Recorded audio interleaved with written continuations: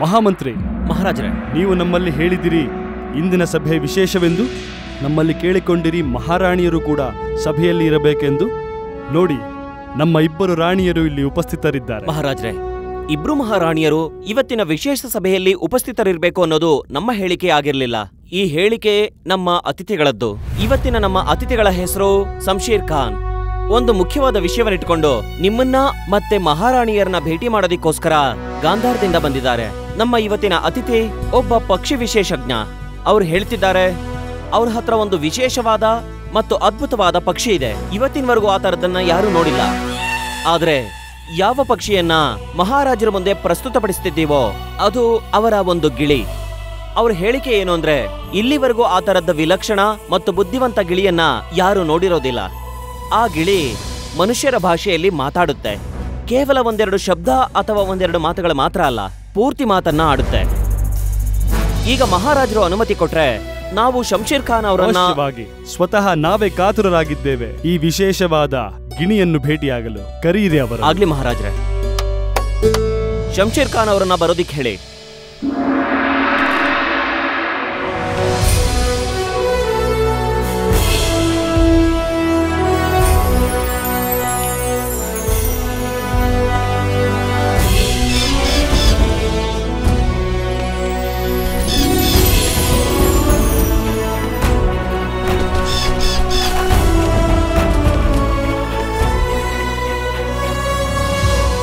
बादशाह सलामत के नजर में कादिम शेर खान खा ಹೃತ್ಪೂರ್ವಕ ಪ್ರಣಾಮಗಳು. ಶಂಶೇರ್ ಖಾನ್, ನಿಮಗೆ ನಮ್ಮ ದರ್ಬಾರಿಗೆ ಸ್ವಾಗತ. ಇದೇ ನಮ್ಮ ವಿಶೇಷ ಗಿಣಿಯೇ ಮನುಷ್ಯನ ಭಾಷೆಯಲ್ಲಿ ಮಾತನಾಡುವುದು. ಜಿ ಬಾದ್ಶಾ ಸಲಾಮತ್, ಇದೇ ಆ ಗಿಳಿ. ಇದು ನಮ್ಮ ನಿಮ್ಮ ನಡುವಿನ ಸಂಭಾಷಣೆಗಳನ್ನ ಅರ್ಥ ಮಾಡ್ಕೊಳ್ಳುತ್ತೆ. ಇದು ಆ ಖುದಾ ಕೊಟ್ಟಿರುವಂತ ಆಶೀರ್ವಾದ. ಅದು ಬಿಟ್ರೆ ಇನ್ನೇನು ಇಲ್ಲ. ಇದರ ಬಣ್ಣ ಬಣ್ಣದ ರೆಕ್ಕೆಗಳು, ಸುಂದರವಾದ ಮೈಕಟ್ಟು, ಇದಕ್ಕೆ ಬೇರೆ ಸಾಟಿನೇ ಇಲ್ಲ. ಇಲ್ಲಡು ಟುಮಿಯಾ, ಇವತ್ತು ನಿನ್ನ ಆಸೆ ಈಡೇರ್ತಾ ಇದೆ. ಸಾಮ್ರಾಟರ ಸಾಮ್ರಾಟ, ಎಲ್ಲರ ಹೆಮ್ಮೆಯ ಶ್ರೀಕೃಷ್ಣ ದೇವರಾಯ ನಿನ್ನ ಮುಂದೆ ಇದ್ದಾರೆ. ನೀನು ಅವರಿಗೀಗ ನಿನ್ನ ಚಮತ್ಕಾರವನ್ನ ತೋರಿಸುವನಿದ್ದೀಯ, ಮತ್ತೆ ನೀನು ಪ್ರಶಂಸೆನೂ ಗಳಿಸ್ತೀಯ.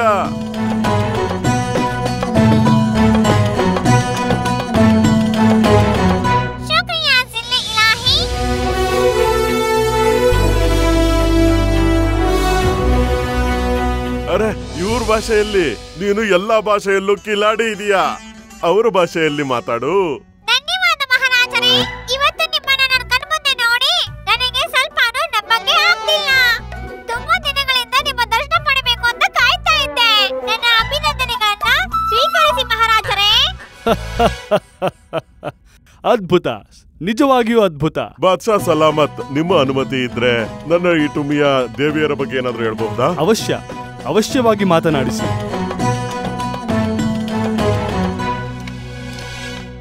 ಹೇ ನನ್ನ ಟುಮಿಯಾ, ಈ ಸುಂದರ ದೇವಿಯವರ ಬಗ್ಗೆ ನೀನೇನು ಹೇಳೋದಿಲ್ವಾ? ಜಗತ್ತಿನ ಅತಿ ಸುಂದರ ಮಹಾರಾಣಿಯರಿಗೆ ನನ್ನ ನಮಸ್ಕಾರಗಳು. ಎಂತ ಅದ್ಭುತ ಸೌಂದರ್ಯ ನಿಮ್ಮದು. ಎಂತಹ ಹೊಳಪು, ಎಂತ ಪ್ರಕಾಶಮಾನ. ಎಷ್ಟು ಸುಂದರವಾಗಿದ್ದಾರೆ ವಿಜಯನಗರದ ಇಬ್ರು ಮಹಾರಾಣಿಯರು. ನನಗೆ ಗಿಳಿ ಬೇಕು, ನನಗಿದ್ ಬೇಕು ಮಹಾರಾಜ್ರೆ. ಅರೆ, ಇದು ಬರೀ ಒಂದು ಜಲಕ್ ಮಾತ್ರ. ಆ ಖುದಾ ಕೊಟ್ಟಿರುವಂತ ಚಮತ್ಕಾರದ ಬಗ್ಗೆ ನಾವೇನು ಹೇಳೇ ಇಲ್ಲ ನಿಮ್ಗೆ. ಇದು ಯಾರನ್ ಬೇಕಾದ್ರೂ ಎದುರಾಕೊಳ್ಳೋದಕ್ಕೆ ಸಿದ್ಧ ಇರುತ್ತೆ. ಯಾರ ಮನ್ಸಲ್ಲಿ ಏನಿದೆ ಅಂತ ಇದಕ್ಕೆ ಬೇಗ ಗೊತ್ತಾಗುತ್ತೆ. ಪ್ರೀತಿ, ಪ್ರೇಮ, ಸ್ನೇಹ, ಅಸೂಯೆ, ದ್ವೇಷ ಯಾವುದನ್ನೂ ಇದರಿಂದ ಮುಚ್ಚಿಡಕ್ಕಾಗೋದಿಲ್ಲ. ಈ ನನ್ನ ಟುಮಿಯ ಮನುಷ್ಯನ ಒಳಸತ್ಯಗಳನ್ನು ಅದ್ಭುತವಾಗಿ ಹೊರ ಹಾಕುತ್ತೆ ಪ್ರಭು. ನಾವಿದನ್ ಒಪ್ಪಲ್ಲ. ಯಾವ್ದೋ ಒಂದ್ ಪಕ್ಷಿ ಯಾರ್ದಾದ್ರ ಬಗ್ಗೆ ಪೂರ್ತಿ ಸತ್ಯನ ಹೇಗ್ ತಿಳಿದ? ಇಲ್ಲ ಇಲ್ಲ ಇಲ್ಲ ದೊಡ್ಡ ಮಹಾರಾಣಿಯವರೇ, ಎಲ್ಲರ ಸತ್ಯವನ್ನ ಅರ್ಥ ಮಾಡ್ಕೊಳ್ಳುತ್ತೆ. ಮತ್ತು ಇನ್ನೊಂದು ಮುಖ್ಯ ವಿಷಯ, ಇದು ಯಾವಾಗ ಮಾತಾಡುತ್ತೆ, ಯಾರ ಬಗ್ಗೆ ಮಾತಾಡುತ್ತೆ, ಅವಾಗ ಸಂಪೂರ್ಣವಾದ ಸತ್ಯವನ್ನೇ ಮಾತಾಡುತ್ತೆ. ನೋಡೇ ಬಿಡೋಣ. ನೀವು ನಿಮ್ಮ ಈ ಗಿಳಿ ಹತ್ರ ಹೇಳಿ, ಮಹಾರಾಜರ ಬಗ್ಗೆ ಏನಾದ್ರೂ ಹೇಳೋಕೆ. ಅವ್ರ ಬಗ್ಗೆ ಏನಾದ್ರೂ ಸತ್ಯ ಹೇಳಿದ್ರೆ ನಾವ್ ಒಪ್ಕೋತೀವಿ. ಅದು ನಿಮ್ಮ ಈ ಗಿಳಿ ಖಂಡಿತವಾಗ್ಲೂ ಯಾರ್ದಾದ್ರೂ ಸತ್ಯ ತಿಳ್ಕೊಳ್ಳುತ್ತೆ ಅಂತ. ರಾಣಿ ಚಿನ್ನಾದೇವಿಯವರು ಹಾಗೆ ಬಯಸಿದರೆ ನಮಗೇನು ಅಭ್ಯಂತರವಿಲ್ಲ. ಶಂಶೇರ್ ಖಾನ್, ನಿಮ್ಮ ಈ ವಿಶೇಷವಾದ ಗಿಣಿಯ ಹತ್ತಿರ ಹೇಳಿ ನಮ್ಮ ಬಗ್ಗೆ ಏನಾದರೂ ಮಾತಾಡಲು. ಆಗಲಿ ಮಹಾಪ್ರಭು, ನನಗೆ ಸಂಪೂರ್ಣವಾದ ನಂಬಿಕೆ ಇದೆ ಮಹಾಪ್ರಭು. ಈ ನನ್ನ ಟೂಮಿಯ ನಿಮ್ಮ ಹೆಮ್ಮೆಯ ಬಗ್ಗೆ ಸತ್ಯವನ್ನೇ ಹೇಳುತ್ತೆ. ಇದು ಯಾವಾಗ ಮಾತಾಡುತ್ತೋ ಆ ದೇವರೇ ಮಾತಾಡುತ್ತೆ. ಆದ್ರೆ ನಿಮ್ಮೆಲ್ಲರ ಸಮ್ಮುಖದಲ್ಲಿ ನಾನು ಕ್ಷಮೆ ಬಿಡ್ತೇನೆ. ಆಜ್ಞೆ ಮಾಡೋದು ನನ್ನ ಕೆಲಸ ಇದೆ. ಇನ್ನೊಂದು ಬಾರಿ ಆಲೋಚನೆ ಮಾಡಿ. ನಾನು ಈಗಾಗ್ಲೇ ಹೇಳಿದ್ದೀನಿ, ನನ್ನ ಈ ಟುಮಿ ಯಾವಾಗ ಮಾತಾಡುತ್ತೋ ಸಂಪೂರ್ಣವಾದ ಸತ್ಯನೇ ಮಾತಾಡುತ್ತೆ. ಇದು ಯಾವತ್ತೂ ಸುಳ್ಳನ್ನಾಡೋದಿಲ್ಲ. ಯಾರಿಗೆ ತಮ್ಮ ವ್ಯಕ್ತಿತ್ವದ ಬಗ್ಗೆ ಸಂಶಯವಿರುತ್ತದೋ ಅವರು 2ನೇ ಬಾರಿ ಯೋಚನೆ ಮಾಡುತ್ತಾರೆ ಶಂಶೇರ್ ಖಾನ್. ಹೇಗೆ ಹೇಳಿದಿವೋ ಹಾಗೆ ಮಾಡಿ. ಆಗಲಿ ಮಹಾಪ್ರಭುಗಳೇ. ಹೇಳು ಟುಮಿಯಾ, ನಮ್ಮೆಲ್ಲರ ಹೆಮ್ಮೆಯ ಮಹಾರಾಜ, ಸಾಮ್ರಾಟರ ಸಾಮ್ರಾಟ, ವಿಜಯನಗರದ ಹೆಮ್ಮೆಯ ಶ್ರೀಕೃಷ್ಣ ದೇವರಾಯರ ಹಿರಿಮೆಯ ಬಗ್ಗೆ ಹೇಳು. ಎಲ್ಲರ ಮುಂದೆ ಇವರ ನಿಜವಾದ ಸತ್ಯವನ್ನ. ಒಬ್ಬ ರಾಜ, ಮಹಾರಾಜರಲ್ಲಿ ಮಹಾರಾಜ, ಪ್ರಜೆಗಳೇ ಇವರ ಸಂತಾನ, ಪ್ರಜೆಗಳೇ ಇವರ ಗೌರವ. ವಿಶ್ರಾಂತಿನೇ ಪಡೆಯದೆ ಯಾವಾಗಲೂ ಪ್ರಜೆಗಳ ಕೆಲಸಕ್ಕೆ ಮುಂದಾಗಿರ್ತಾರೆ. ಎಲ್ಲರ ರಕ್ಷಕ, ಸಮಸ್ಯೆಗಳಿಗೆ ನಿವಾರಕ. ಇಬ್ಬರು ರಾಣಿಯರನ್ನ ತುಂಬಾ ಪ್ರೀತಿ ಮಾಡ್ತಾರೆ. ಇಡೀ ರಾಜ್ಯದ ಜನಗಳಿಗೆ ಇವರ ಪ್ರೇಮ ಕಥೆ ಪ್ರಖ್ಯಾತಿಯಾಗಿದೆ. ನ್ಯಾಯ ಮತ್ತೆ ನೀತಿಯಲ್ಲಿ ಅತಿ ಶ್ರೇಷ್ಠರು. ದೇವರ ರೂಪದಲ್ಲಿ ಮಹಾರಾಜ ಶ್ರೀ ಕೃಷ್ಣ ದೇವರಾಯ ಅಂತ ಇವರಿಗೆ ಹೇಳ್ತಾರೆ.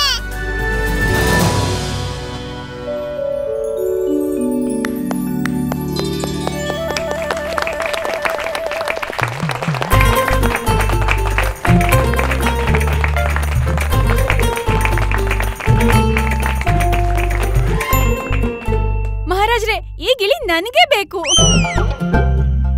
ಈ ನಿಮ್ಮ ಗಿಳಿ ಅಂತೂ ತುಂಬಾ ವಿಲಕ್ಷಣವಾಗಿದೆ. ನಿಮ್ಮ ಗಿಳಿಗೆ ನಮ್ಮ ಬಗ್ಗೆನೂ ಸ್ವಲ್ಪ ಮಾತಾಡೋದಕ್ಕೆ ಹೇಳಿ. ನಮಗೂ ತುಂಬಾ ಆಸೆ ಇದೆ ನಮ್ಮ ಬಗ್ಗೆ ನಿಮ್ ಗಿಳಿ ಏನ್ ಹೇಳುತ್ತೆ ಅಂತ. ಹಾ, ಅವಶ್ಯವಾಗಿ.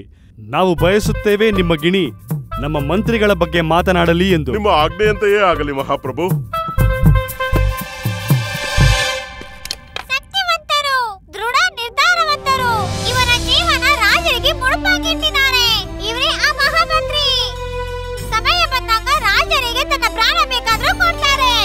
ಅವರ ಸಂತಾನ ರಾಜರ ವಿರುದ್ಧ ಹೋದರೆ ಅವರ ಪ್ರಾಣ ಬೇಕಾದ್ರೂ ತಗೊಳ್ತಾರೆ.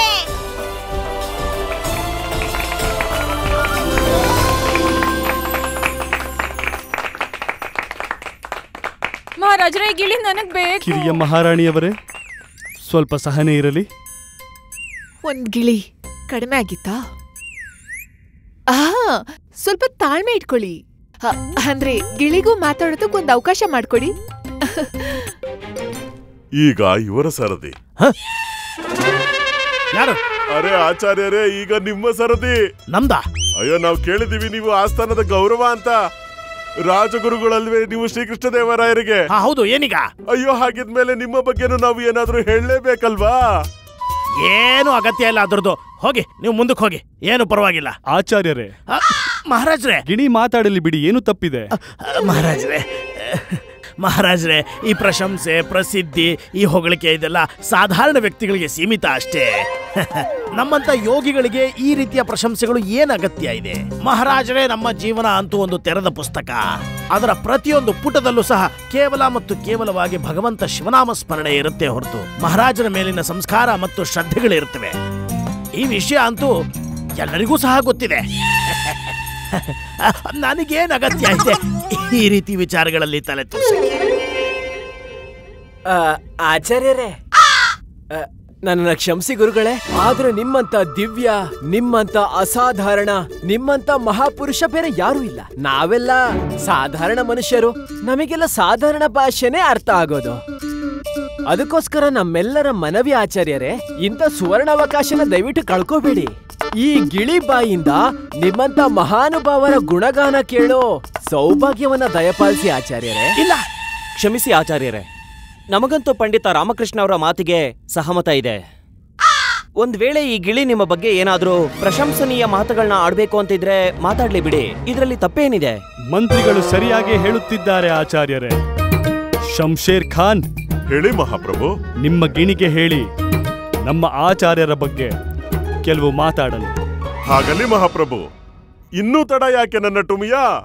ಅಯ್ಯೋ, ಅಲ್ಲಿ ನೋಡು, ಅಲ್ಲಿ ನಿಂತಿರುವಂತಹ ರಾಜಗುರುಗಳ ಬಗ್ಗೆ ನಿಜವಾದ ಸತ್ಯವನ್ನ ಹೇಳು. ಇವರ ಸತ್ಯದ ಸ್ವರೂಪವನ್ನ ಎಲ್ಲರ ಮುಂದೆ ಪ್ರಸ್ತುತಪಡಿಸು. ಗುರುಗಳೇ, ನಿಲ್ಸಿ ಗಿಣಿನ. ಅದು ಬಾಯಿ ಬಿಟ್ರೆ ನಿಮ್ಮ ಚಟ್ಟ ಏಟ್ಬಿಡತ್ತೆ. ಅಯ್ಯೋ ನನ್ನ ಗೆಳೆಯ ಧಣಿ, ನಾವು ಮೊದಲು ಇಲ್ಲಿಂದ ಜಾಗ ಖಾಲಿ ಮಾಡೋಣ. ಈ ಮುದುಕನ ಜೊತೆ ನಮ್ಮನ್ನು ಯಾರಾದ್ರೂ ಆಚೆ ಹಾಕೋದಿಕ್ಕೂ ಮೊದಲು.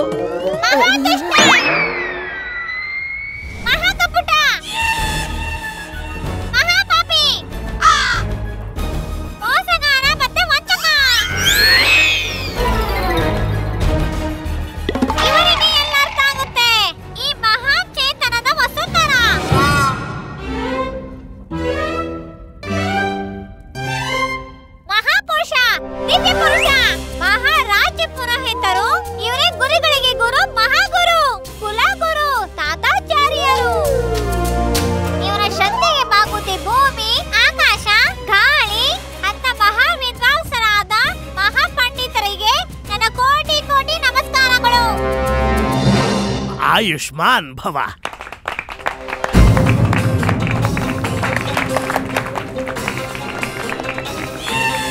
ಮಹಾರಾಜ್ರೆ ಈ ಗಿಳಿ ನನ್ಗೆ ಬೇಕು. ಏನ್ ಮಣಿ, ಈ ಗಿಳಿಗೇನಾದ್ರೂ ಹುಚ್ಚಿಡ್ತೀಯಾ? ಈ ತೋಳನ್ ಹೋಗಿ ಕುರಿ ಅಂತ ಇದೆಯಲ್ಲ. ನಮಗೆ ತಿಳಿದಿತ್ತು ರಾಜಗುರುಗಳೇ, ಭಗವಂತನು ಯಾರಲ್ಲಿ ಇರುತ್ತಾನೋ ಅವರ ಗುಣಗಾನ ಇಡೀ ಸೃಷ್ಟಿಯೇ ಮಾಡುತ್ತದೆ.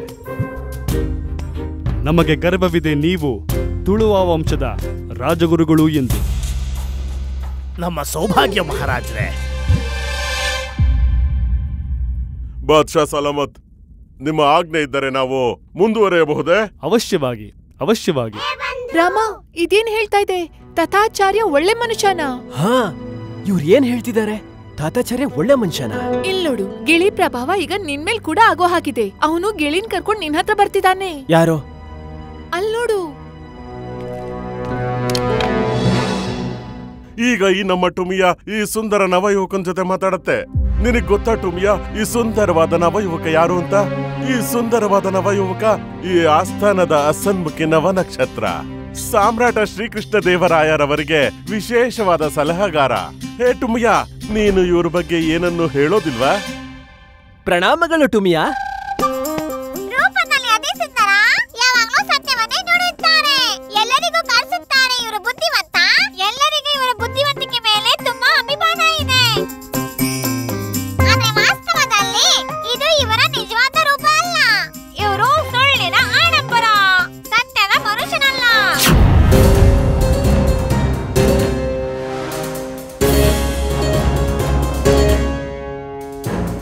ನಾನು ನಿಮಗೆ ಎಚ್ಚರಿಕೆ ಕೊಡ್ತೀನಿ, ಇವನ ಮುದ್ದದ ಮುಖ ನೋಡಿ ಯಾಮಾರಬೇಡಿ. ನೀವು ಬುದ್ಧಿವಂತರಾದರೆ ಇವನ ಮಾತಿಗೆ ಮರಳಾಗಬೇಡಿ. ಇವನ ಸತ್ಯದ ರೂಪದಲ್ಲಿ ಸುಳ್ಳಿನ ಕಥೆ ಇದೆ. ಈ ಮನುಷ್ಯನ ಚರಿತ್ರೆಯಲ್ಲಿ ದೊಡ್ಡ ಕಪಟ ಇದೆ. ಮುಚ್ಚಿರ್ತಾನೆ ತನ್ನ ಮೂರ್ಖತನವನ್ನ, ಹೇಳುತ್ತಾನೆ ದೊಡ್ಡ ದೊಡ್ಡ ಜ್ಞಾನಿ ಮಾತುಗಳನ್ನ, ಮಾತಲ್ಲೇ ಮಾಡುತ್ತಾನೆ ಮರಳನ್ನ. ಯಾರು ಇವನನ್ನ ನಂಬ್ತಾರೋ ಅವರು ಮೋಸ ಹೋಗ್ತಾರೆ. ಇವನನ್ನ ರಕ್ಷಣೆ ಮಾಡ್ಕೊಳ್ಳೋದಿಕ್ಕೆ ಬೇರೆಯವನ್ನ ಬಲಿಪಶು ಮಾಡ್ತಾನೆ. ನಿಜವಾಗ್ಲೂ ಅವನು ಮೂರ್ಖನಾಗಿರ್ಬೋದು ಈ ಪದವಿಗೆ ಈ ದುಷ್ಟನನ್ನು ಆಯ್ಕೆ ಮಾಡಿದ್ದಕ್ಕೆ.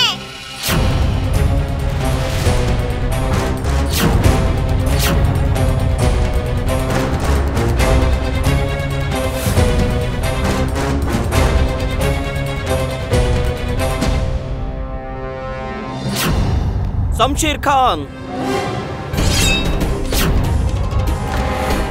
ಮಂತ್ರಿಗಳೇ, ನಿಮ್ಮ ಕತ್ತಿಯನ್ನು ಹಿಂದಕ್ಕೆ ತೆಗೆದುಕೊಳ್ಳಿ. ಮಹಾರಾಜ್ರೆ ಇವನಂತೂ ನಿಮಗೆ ಅಪಮಾನ ಮಾಡಿದ. ಸತ್ಯ ಹೇಳುವವರಿಗೆ ಸತ್ಯ ಕೇಳುವ ಸಾಮರ್ಥ್ಯವಿರಬೇಕು.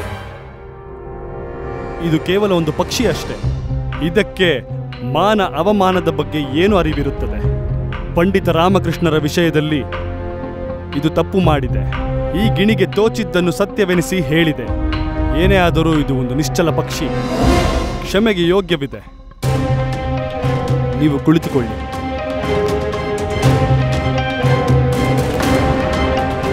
ಮಹಾರಾಜ್ರೆ ನಂಗೆ ಗಿಳಿ ಬೇಕು, ನಂಗೆ ಗಿಳಿ ಬೇಕು ಮಹಾರಾಜ್ರೆ. ಮಹಾರಾಣಿಯವರೇ, ನಾವು ನಿಮ್ಮ ಭಾವನೆಗಳನ್ನು ಅರ್ಥ ಮಾಡಿಕೊಂಡಿದ್ದೇವೆ. ಶಂಶೇರ್ ಖಾನ್, ನಿಸ್ಸಂದೇಹವಾಗಿ ವಿಶೇಷವಾದದ್ದು ಈ ನಿಮ್ಮ ಗಿಣಿ. ಈ ಗಿಣಿ ಹಾಗೂ ಅದರ ಸತ್ಯ ಹೇಳುವ ಬುದ್ಧಿ. ಆದರೆ ನಿಮಗೆ ಏನು ಅಭ್ಯಂತರವಿಲ್ಲವೆಂದರೆ ನಿಮ್ಮ ಈ ಗಿಣಿಯನ್ನು ಖರೀದಿಸಲು ಬಯಸುತ್ತೇವೆ. ನಾವು ಈ ವಿಶೇಷ ಗಿಣಿಯನ್ನು ನಮ್ಮ ಬಳಿ ಇಟ್ಟುಕೊಳ್ಳಲು ಬಯಸುತ್ತೇವೆ. ಹೇಳಿ, ಹಾಗಾದರೆ ಏನು ಬೆಲೆ ಕಟ್ಟಬಹುದು ನಾವು ನಿಮ್ಮ ಈ ಗಿಣಿಗೆ? ಕ್ಷಮಿಸಬೇಕು ಮಹಾಪ್ರಭುಗಳೇ, ಕ್ಷಮಿಸಬೇಕು. ಇದೇ ನನ್ನ ದುಡಿಮೆಯ ಮೂಲ. ಇದನ್ನ ನಾನು ಮಾರ್ಬಿಟ್ರೆ ನಾನು ನಿರುದ್ಯೋಗಿ ಆಗ್ಬಿಡ್ತೀನಿ. ನಾನಿದನ್ನ ಮಾರಕ್ಕಾಗಲ್ಲ. ಆದ್ರೆ ಇದು ನನ್ನಂತವನಿಗೆ ಅದೃಷ್ಟ. ಮಹಾಪ್ರಭುಗಳು ನನ್ನ ಹತ್ರ ಇದನ್ನ ಕೇಳ್ತಿದ್ದೀರಾ? ಮಹಾಪ್ರಭುಗಳು ಈ ಗಿಳಿಯ ಬದಲಾಗಿ 1 ಲಕ್ಷ ಮೌಲ್ಯದ ಬಂಗಾರದ ನಾಣ್ಯಗಳನ್ನು ಕೊಡುವುದಾದರೆ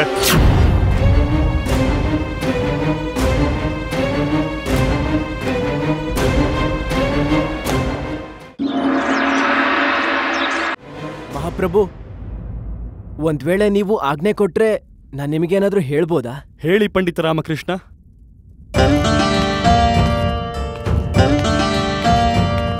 ಕ್ಷಮಿಸಿ ಮಹಾಪ್ರಭು, ಆದ್ರೂ ನಿಮಗದು ಗೊತ್ತಾಗ್ಲಿಲ್ವಾ? ಇವನು ಧನರಾಶಿಯನ್ನ ಕೇಳ್ತಾ ಇದ್ದಾನೆ. ಅದು ಈ ಗಿಳಿಗೆ ತುಂಬಾ ಜಾಸ್ತಿ ಆಗ್ಲಿಲ್ವಾ? ಅದೇ ಅಲ್ವಾ? ಅದೇ ಅಲ್ವಾ? ಪ್ರತಿಯೊಂದನ್ನು ಅರ್ಥ ಮಾಡ್ಕೋಬೇಕು ಸಲಹೆಗಾರ ಮಹೋದಯರೇ. ಕಾರಣ ಮಹಾರಾಜರು ಯಾವ ದೂರದೃಷ್ಟಿಯಿಂದ ಇದನ್ನ ತಗೊಳ್ಬೇಕು ಅಂತ ಅನ್ಕೊಂಡಿದಾರೋ ಅದರ ಒಂದು ಕಾರಣ ಮತ್ತು ಬುದ್ಧಿ ಕ್ಷಮತೆ ನಿಮಗೆ ಖಂಡಿತ ಇಲ್ಲ ಅಂತ ಅನ್ಸುತ್ತೆ. ಸಾಧ್ಯನೇ ಇಲ್ಲ. ಇನ್ನು 10 ಜನ್ಮಗಳು ಬೇಕಾಗುತ್ತೆ ನಿಮಗೆ ಈ ದೂರದೃಷ್ಟಿಯನ್ನು ಅರ್ಥ ಮಾಡಿಕೊಳ್ಳಿಕ್ಕೆ. ಮತ್ತು ಈ ಸಮಯದಲ್ಲಿ ಕೇವಲ ನಾನು ಇದನ್ನ ಅರ್ಥ ಮಾಡಿಕೊಳ್ಳಬಲ್ಲೆ. ಇದು ಒಂದು ಗಿಣಿ ಮಾತ್ರ ಅಲ್ಲ, ಕೇವಲ ಗಿಣಿ ಅಲ್ಲ, ಒಂದು ಶಸ್ತ್ರ, ಸೂಕ್ಷ್ಮವಾದ ಶಸ್ತ್ರ. ಅದು ರಾಜ್ಯದ ಸುರಕ್ಷತೆಗಾಗಿ ಪ್ರಯೋಗ ಮಾಡುವಂತಹ ಒಂದು ಶಸ್ತ್ರ. ಈ ರೀತಿ ಚಮತ್ಕಾರ ಮತ್ತು ಅದ್ಭುತವಾದ ಒಂದು ಶಸ್ತ್ರಕ್ಕೆ 1,00,000 ವರಹಗಳು ಯಾವ ಲೆಕ್ಕ? ಖಂಡಿತ ಇಲ್ಲ. ಹೇಗೆ ಅಂತ ಹೇಳಿದ್ರೆ ಕೈಯಿಂದ ಕೊಡುವಂತಹ ಒಂದು ದಾನ. ನನಗೆ ಗೊತ್ತು ಆಚಾರ್ಯರೇ, ಆದ್ರೆ ಈ ಗಿಳಿ ತುಂಬಾ ವಿಚಿತ್ರವಾಗಿದೆ. ಆದ್ರೆ ಮತ್ತೆ ಯಾಕೆ ಮಹಾಶಯರೇ? ಒಬ್ಬ ವ್ಯಕ್ತಿ ತನ್ನ ಜೀವನಾಧಾರವಾಗಿರುವಂತಹ ಪಕ್ಷಿಯನ್ನ ಮಹಾರಾಜರ ಪಾದಕ್ಕೆ ಅರ್ಪಣೆ ಮಾಡ್ತಿದ್ರೆ ಅದು ಕೇವಲ ಸಣ್ಣ ಮೊತ್ತಕ್ಕೆ ನೀವು ಅದನ್ನ ಅಧಿಕ ಅಂತಿದಿರಲ್ಲ. 1,00,000 ಸ್ವರ್ಣದ ನಾಣ್ಯಗಳು ಇದಕ್ಕೆ ಖಂಡಿತ ಏನು ಅಲ್ಲ ಮಹಾರಾಜರೇ. ಒಂದ್ ವೇಳೆ 5,00,000 ಸ್ವರ್ಣದ ನಾಣ್ಯಗಳನ್ನ ಕೊಟ್ಟರು ಸಹ ಈ ಒಂದು ಚತುರ ಪಕ್ಷಿಗೆ ಕಡಿಮೆನೆ ಅಂತ ಹೇಳ್ಬೋದು.